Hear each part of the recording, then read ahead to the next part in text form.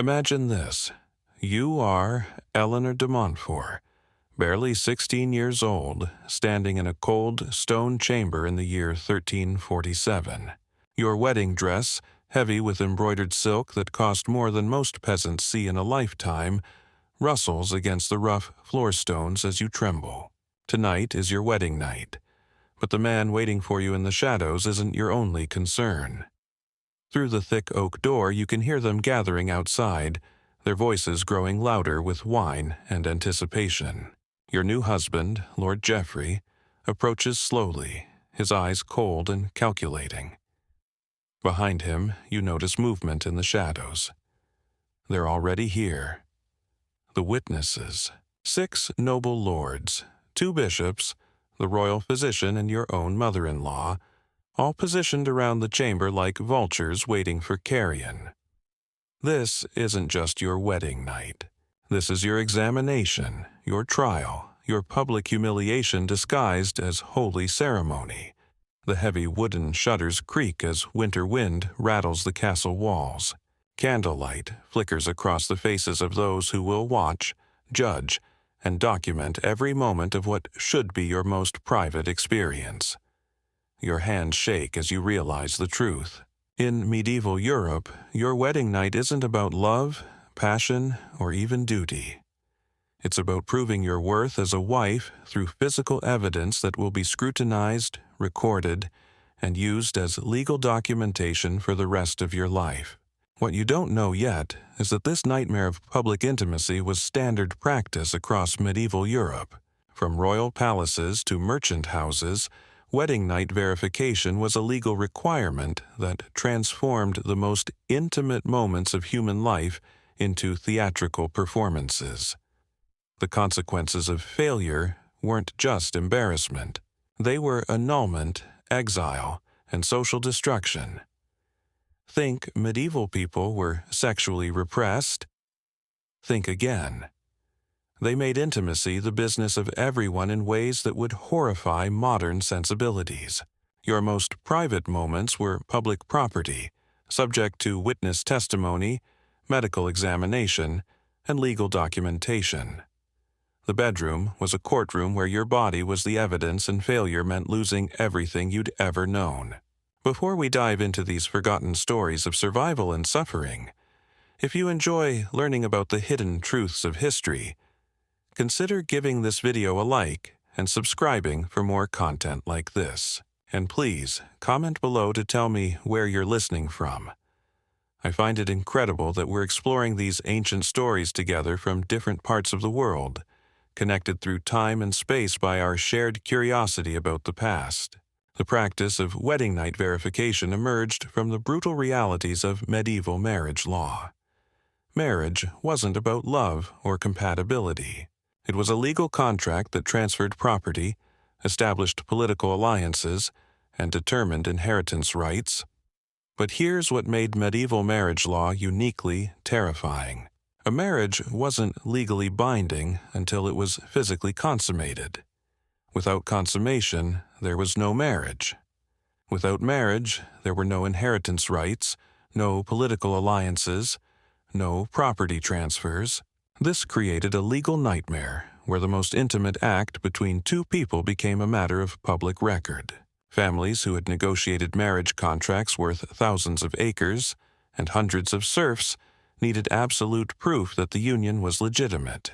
The stakes were so high that leaving consummation to privacy wasn't just impractical, it was legally impossible. Eleanor's situation was typical for nobility. Her marriage to Lord Geoffrey united 2 powerful families and secured a strategic alliance worth more than most kingdoms.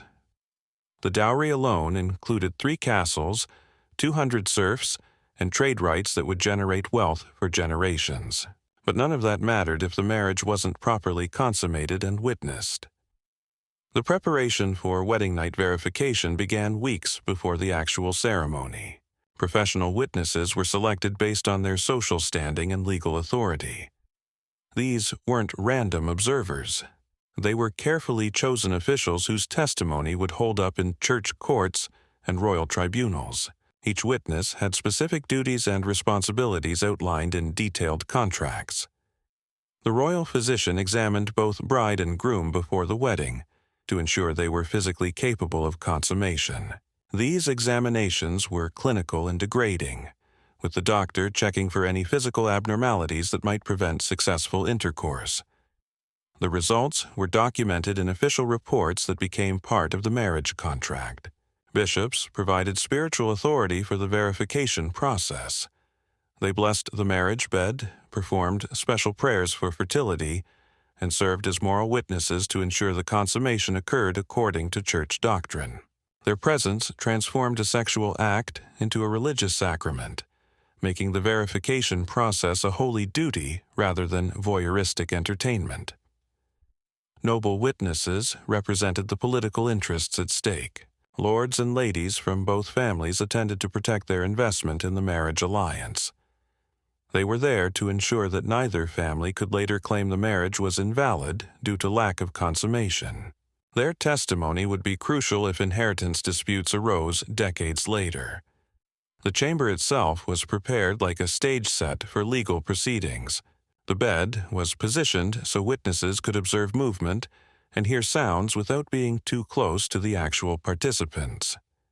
Candles were placed strategically to provide adequate lighting for verification purposes. Fresh linens were laid specifically for the examination that would follow consummation. Eleanor's mother-in-law, Lady Margaret, had supervised similar verifications for decades. She knew exactly what evidence the witnesses needed to see and hear. The movement of bed curtains indicating vigorous activity. Sounds from both participants suggesting genuine engagement. Physical evidence on the linens afterward proving penetration had occurred. The psychological pressure on young brides was enormous. Eleanor had received detailed instructions from her mother about how to behave during the verification. She was expected to show appropriate modesty, while also demonstrating willing participation. Too much resistance would suggest the marriage was forced and therefore invalid. Too much enthusiasm would mark her as wanton and unsuitable for noble marriage. The grooms faced their own pressures.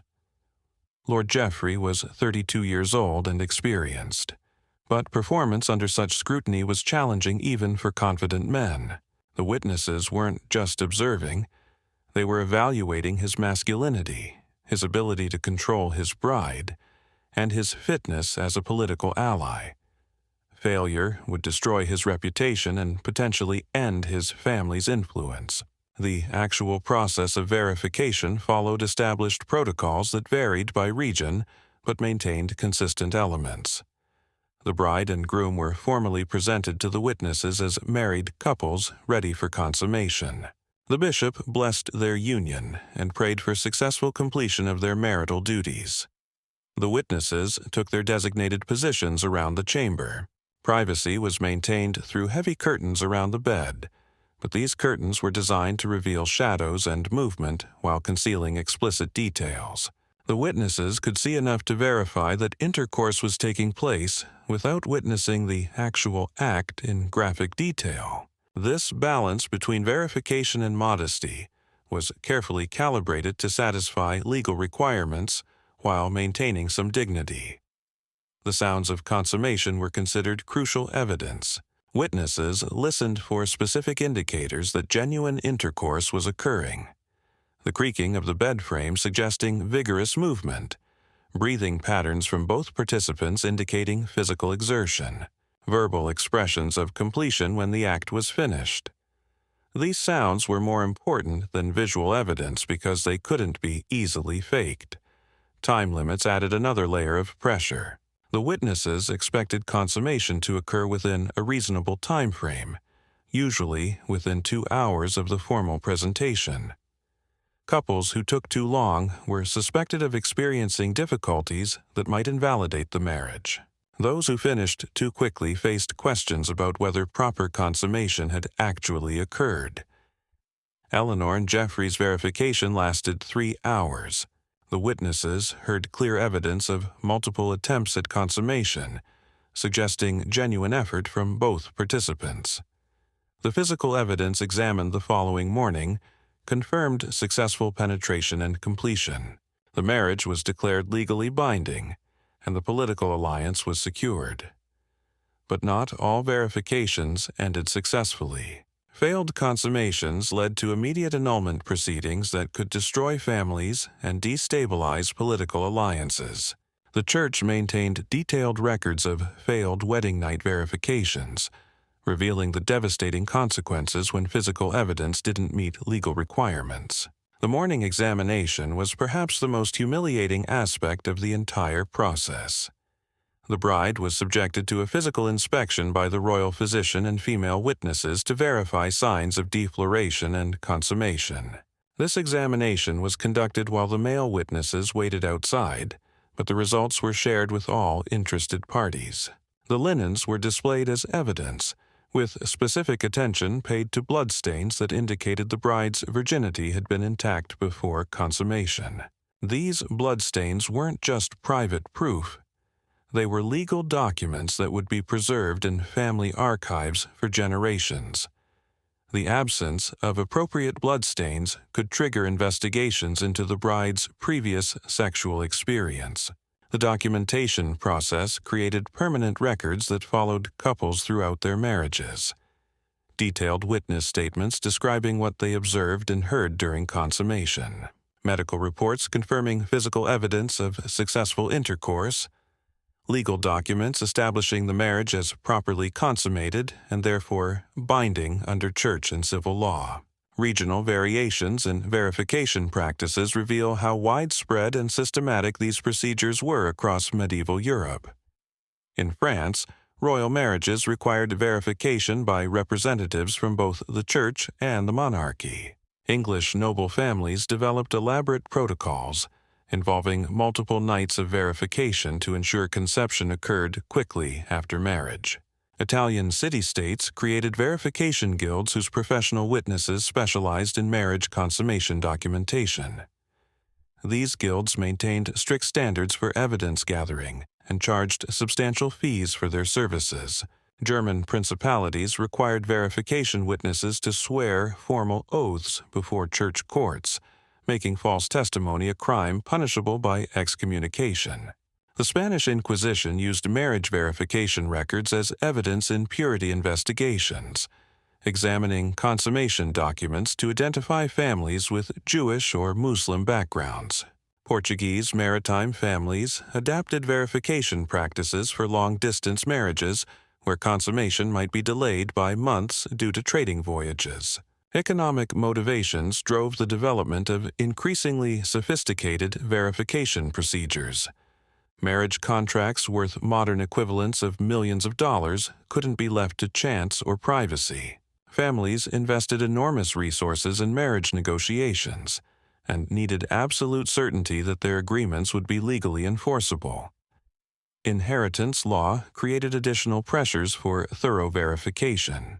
Noble titles, land holdings, and commercial privileges all depended on legitimate heirs born from properly consummated marriages.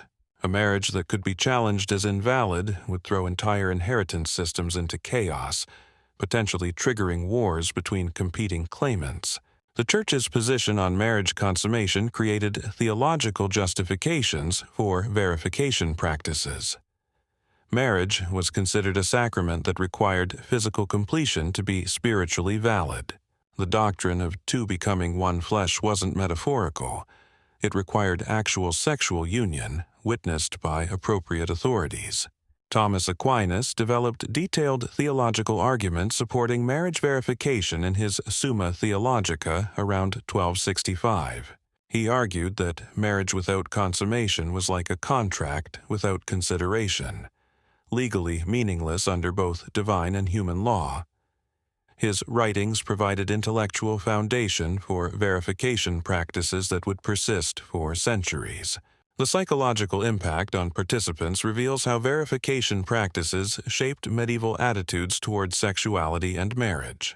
Young brides developed complex strategies for managing the trauma of public examination while fulfilling their legal obligations. Some used meditation techniques taught by religious advisors. Others relied on alcohol or herbal preparations to reduce anxiety. Grooms faced different but equally challenging psychological pressures. The performance anxiety created by public observation led some men to seek medical assistance before their wedding nights. Physicians prescribed various treatments for what they called wedding night weakness, including dietary changes, herbal supplements, and techniques for managing stress. The witnesses themselves developed professional approaches to minimize the traumatic aspects of their duties. Experienced verification witnesses learned to maintain appropriate distance while still gathering necessary evidence. They created protocols for respectful observation that balanced legal requirements with human dignity. Training for verification witnesses involved instruction in legal requirements, medical knowledge, and social protocols. New witnesses accompanied experienced practitioners to learn proper procedures. They studied canonical law to understand what evidence would be acceptable in church courts. They received medical education to recognize signs of successful consummation. The development of specialized furniture and architectural features for verification purposes shows how thoroughly these practices were integrated into medieval life. Wealthy families constructed marriage chambers with built-in observation areas that provided witnesses with clear sight lines while maintaining some separation from the bed itself. Verification beds were designed with specific features to facilitate observation and evidence gathering. Curtain systems that could be adjusted to control visibility. Mattresses that would show clear evidence of activity. Linens in colors that would reveal bloodstains effectively. These weren't standard beds adapted for verification. They were purpose-built furniture for legal documentation. Castle architecture incorporated marriage verification requirements into the design of noble bedchambers. Rooms were sized to accommodate multiple witnesses comfortably. Acoustic features were designed to carry sounds clearly to observation areas. Lighting systems ensured adequate visibility for documentation purposes. The participation of religious authorities in verification practices created complex theological debates about the nature of marriage and sexuality. Progressive church scholars argued that verification violated the privacy that should surround the marriage sacrament. Conservative theologians insisted that public verification was necessary to prevent fraud and ensure legitimate heirs. Pope Gregory IX issued papal bulls in the 1230s that attempted to regulate verification practices while maintaining their legal necessity. His directives required that verification be conducted with appropriate dignity and that witnesses maintain professional detachment. These regulations suggest that verification practices were becoming too invasive, even by medieval standards. Monastic scholars produced detailed guides for marriage verification that balanced legal requirements with Christian modesty. These manuals instructed witnesses on proper behavior, outlined acceptable evidence standards, and provided protocols for documenting their observations. The scholarly attention given to verification procedures reveals how seriously medieval society took these practices. The resistance movements that developed among some noble families show that verification practices were controversial even in their own time. Certain families attempted to negotiate marriage contracts that would waive verification requirements, though such arrangements were rarely accepted by other parties or church authorities. Alternative verification methods were sometimes proposed as compromises between privacy and legal requirements. Some families suggested that consummation could be verified through medical examination alone, without requiring witnesses to observe the actual event. Others proposed that verification could occur over multiple nights, reducing the pressure on any single encounter. The failure rates for marriage verification reveal how challenging these procedures were for participants. Historical records suggest that approximately 15% of noble marriages failed initial verification attempts, requiring multiple nights of observation before successful consummation could be documented.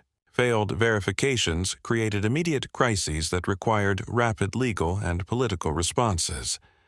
Families whose marriages failed verification faced annulment proceedings that could dissolve previously negotiated alliances. The shame associated with failed verification often led to permanent exile for both bride and groom. Medical intervention in failed verifications became increasingly sophisticated as physicians developed treatments for wedding night difficulties. Doctors prescribed various remedies for nervousness, physical problems, or incompatibility between spouses.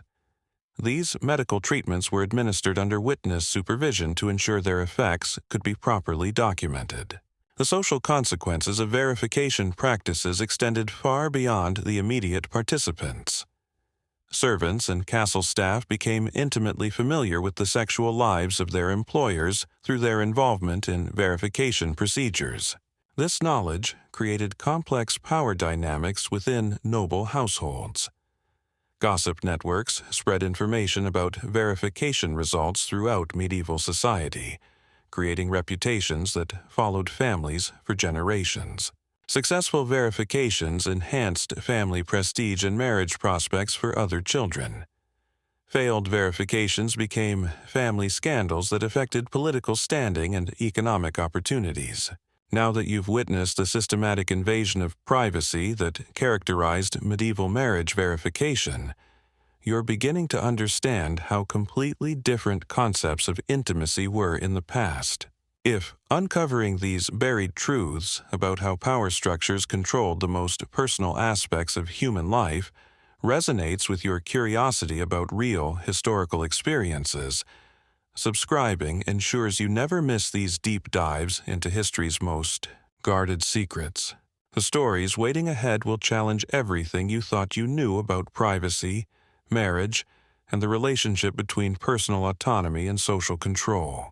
The international dimensions of verification practices reveal how these procedures facilitated diplomatic marriages between different kingdoms and cultures.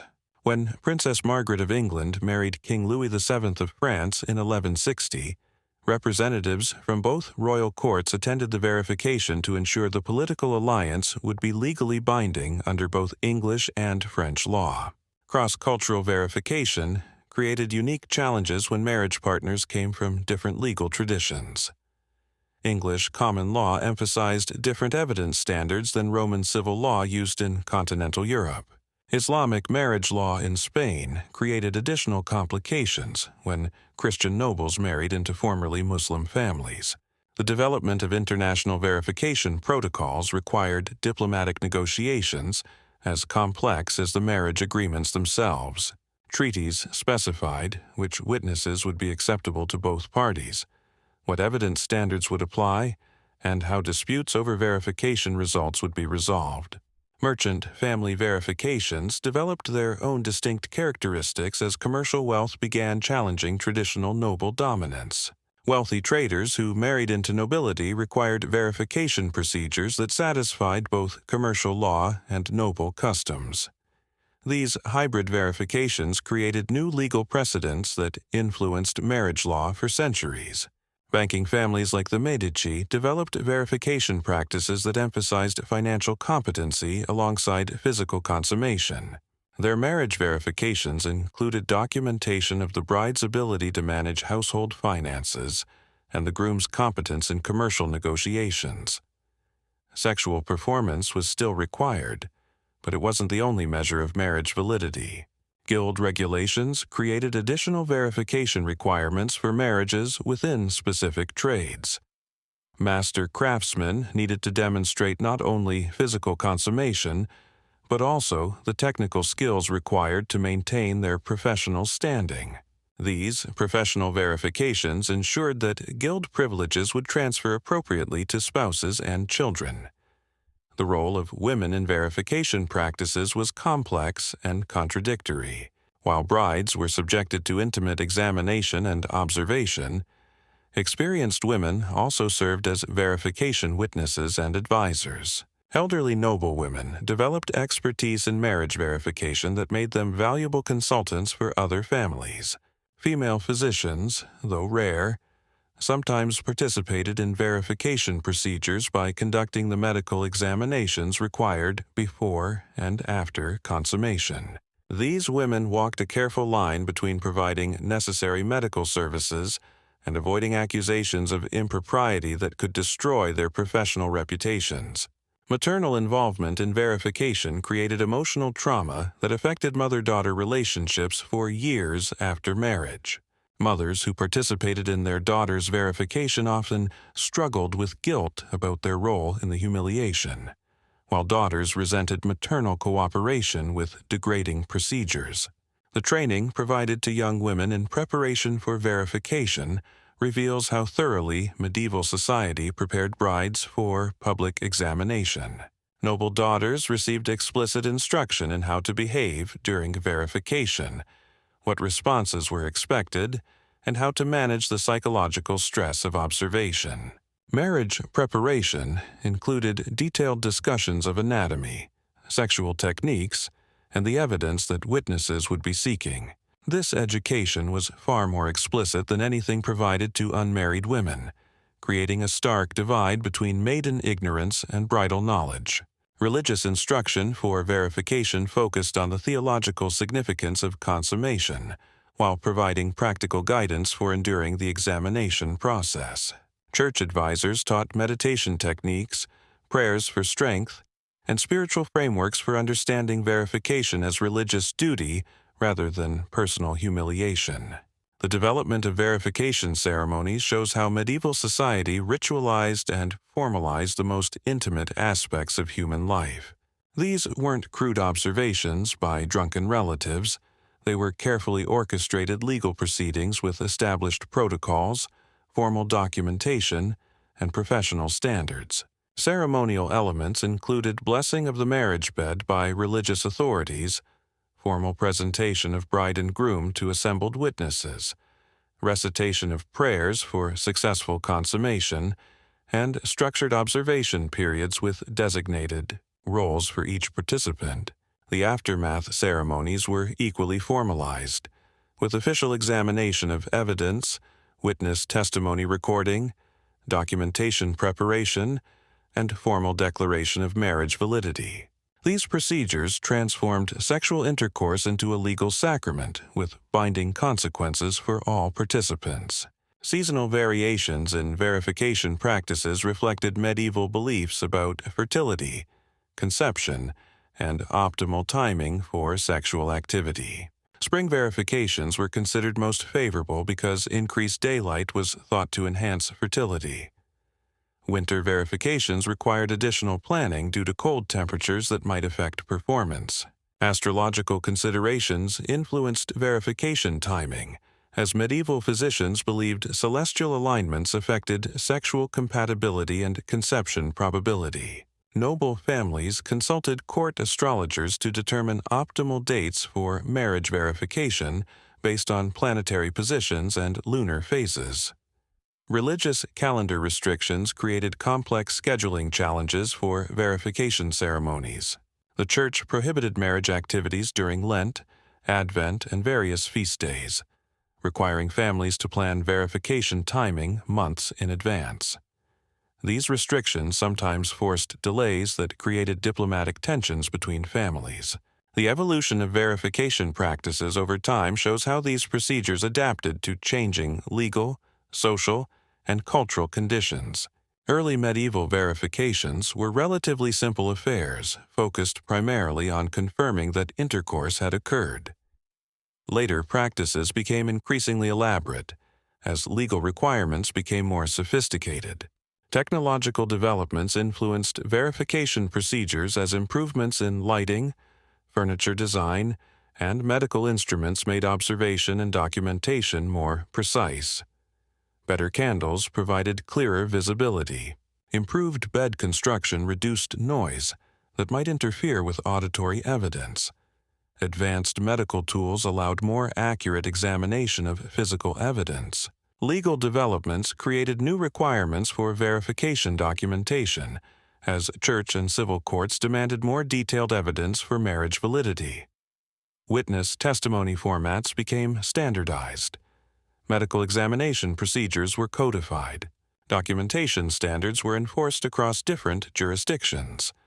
The decline of verification practices began in the late medieval period, as concepts of privacy and individual rights slowly emerged. Humanist philosophers questioned whether public observation of intimate acts was compatible with human dignity. Legal scholars argued that marriage validity could be established through less invasive means. Protestant Reformation challenges to Catholic marriage doctrine included criticism of verification practices as degrading and unnecessary. Reformed churches developed alternative approaches to marriage validation that emphasized mutual consent over physical evidence. These theological changes gradually reduced verification requirements in Protestant regions. Renaissance cultural changes promoted new ideals of romantic love and marital privacy that conflicted with traditional verification practices. Literature and art began celebrating intimate marriage relationships that excluded outside observers. These cultural shifts created pressure for more private marriage customs. Economic changes reduced the political importance of noble marriages, as centralized monarchies decreased the power of feudal alliances. Marriages became less important for political stability and territorial control, reducing the necessity for elaborate verification procedures. Legal system development provided alternative methods for establishing marriage validity and inheritance rights that didn't require physical evidence of consummation. Improved record-keeping, standardized documentation, and professional legal services made verification redundant for many legal purposes. The psychological legacy of verification practices influenced European attitudes toward sexuality and marriage for centuries after the procedures themselves were abandoned.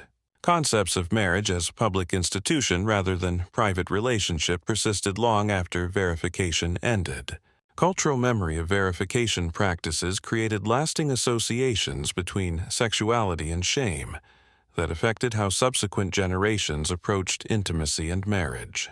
The idea that sexual activity required external validation became deeply embedded in European consciousness. Legal precedents established during the verification era continued to influence marriage law and inheritance rights well into the modern period. Many contemporary legal concepts about marriage validity, consummation requirements, and spousal obligations trace their origins to medieval verification practices. Social stratification patterns established through verification procedures helped maintain class distinctions by creating different marriage standards for different social groups. Noble verification requirements emphasized the special status of aristocratic marriages while excluding lower classes from similar legal protections. The documentation produced by verification practices provides modern historians with unprecedented insight into medieval sexuality, gender relations, and social structures. These records reveal aspects of private life that would otherwise be completely unknown, making verification documents invaluable historical sources despite their disturbing origins. Archaeological evidence supports historical records of verification practices through discoveries of specialized furniture, architectural features, and personal items associated with marriage ceremonies. These physical remains confirm that verification was as widespread and institutionalized as documentary sources suggest. Comparative analysis with other cultures reveals that marriage verification wasn't unique to medieval Europe, though European practices were particularly elaborate and well documented. Similar customs existed in various forms across different societies, suggesting that public validation of marriage has deep anthropological roots. The complete transformation from public verification to private intimacy represents one of the most significant changes in human social organization. We've moved from a world where the most intimate aspects of human life were subject to public observation and legal documentation to one where such intrusion would be considered criminal assault. Modern marriage practices retain ceremonial elements that echo verification traditions while eliminating the invasive observation that characterized medieval procedures. Wedding ceremonies still include witnesses, official documentation, and legal validation, but these elements focus on consent and commitment rather than physical performance. Legal marriage requirements today emphasize mutual consent, legal capacity, and proper documentation while completely eliminating physical evidence requirements. The idea that marriage validity could depend on witnessed sexual performance seems barbaric to contemporary sensibilities. Privacy rights, that we consider fundamental and natural, are actually recent historical developments that required centuries of social evolution. The expectation that intimate relationships should be free from external observation represents a revolutionary change from historical norms. Gender equality in modern marriage contrasts sharply with medieval verification practices that subjected women to humiliating examination while emphasizing male performance and control. Contemporary marriage emphasizes partnership and mutual respect rather than ownership and domination. Medical privacy protections ensure that sexual health and performance remain confidential between patients and healthcare providers, rather than becoming matters of public record and legal documentation. The medicalization of sexuality has shifted from public verification to private treatment. The transformation of marriage from political alliance to personal relationship eliminated the economic and diplomatic pressures that made verification seem necessary to medieval society. When marriages no longer determine territorial control or inheritance disputes, public validation becomes unnecessary. Looking back at Eleanor de Montfort in her cold stone chamber, surrounded by witnesses preparing to observe and document her most intimate moments, we can appreciate how completely our concepts of privacy, dignity, and personal autonomy have evolved. Her terror wasn't just personal anxiety about performance, it was the weight of an entire social system that treated human sexuality as public property. The candlelight still flickers across the faces of those who will judge her performance, but now we understand that this moment represents more than individual trauma. It embodies a worldview where privacy didn't exist, where the most personal aspects of human experience were subject to public scrutiny and legal documentation. Medieval verification practices remind us that privacy isn't a natural human condition, but a hard-won social achievement that required centuries of struggle against systems of control and observation. The bedroom became private only after society recognized that some aspects of human experience are too intimate for public consumption. The witnesses surrounding Eleanor's bed represent not just individual voyeurs, but an entire civilization that hadn't yet developed concepts of personal boundaries, individual rights, or intimate privacy. Their presence was legal necessity, not personal choice, in a world where marriage was too important to be left to private discretion. Understanding these practices helps us recognize how recent and fragile our modern concepts of privacy actually are. The idea that intimate relationships should be free from external observation represents a revolutionary change that we often take for granted. The horror of medieval verification practices serves as a reminder that social progress isn't inevitable, and that rights we consider fundamental can be lost if we don't actively protect them. The transformation from public verification to private intimacy required conscious effort by countless individuals who recognized the importance of personal dignity and autonomy. Eleanor's story, multiplied across thousands of noble families throughout medieval Europe, represents both the worst aspects of historical social control and the human resilience that eventually overcame such invasive practices. Her suffering contributed to a gradual recognition that some aspects of human experience must remain private to preserve basic human dignity. The next time you close your bedroom door and expect privacy, remember that this simple act represents centuries of social evolution and countless struggles for personal autonomy.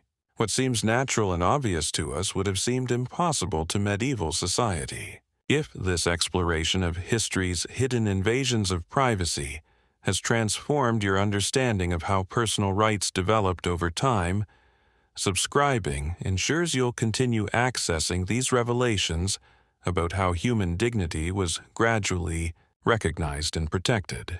Your curiosity about the real human experience behind historical social structures deserves to be fed, and there are many more stories of both oppression and liberation waiting to be told. The transformation from public humiliation to private dignity represents one of humanity's greatest achievements.